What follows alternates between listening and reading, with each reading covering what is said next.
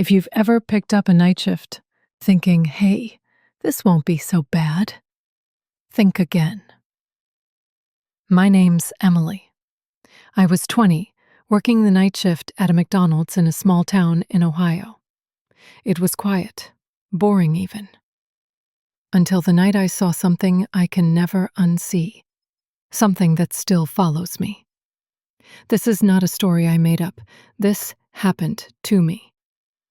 I'd started working the 10 p.m. to 6 a.m. shift to pay for college.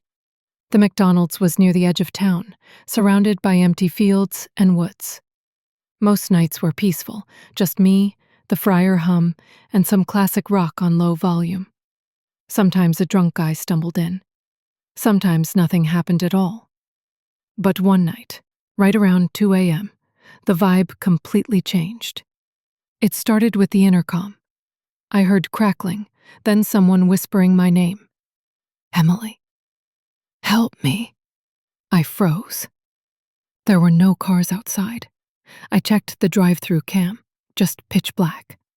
I told myself it was static, maybe a glitch. But then the fryers started hissing. Not popping.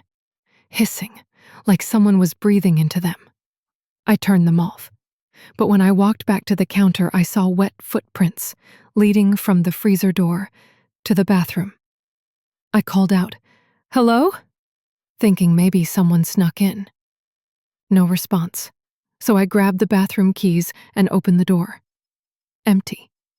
Just a sink running. And a smell. Damp. Moldy. Like rotting leaves. I turned off the faucet. As I turned to leave, I heard the stonk creak. It opened on its own. I ran. When I got back to the counter, every light in the store flickered. Then they shut off, completely.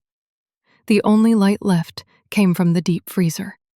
And, standing right in front of it, was a girl. She looked about my age, pale, drenched. Her McDonald's uniform was soaked like she'd been underwater. I whispered, "Are you okay?"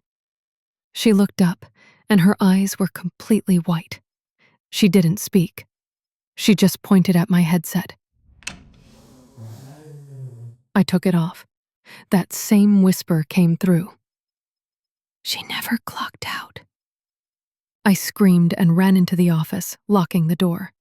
I called my manager. No answer. Then I checked the security cams. There was no one in the restaurant, not even me. I stayed in the office for the rest of the shift. When the sun came up, I opened the door.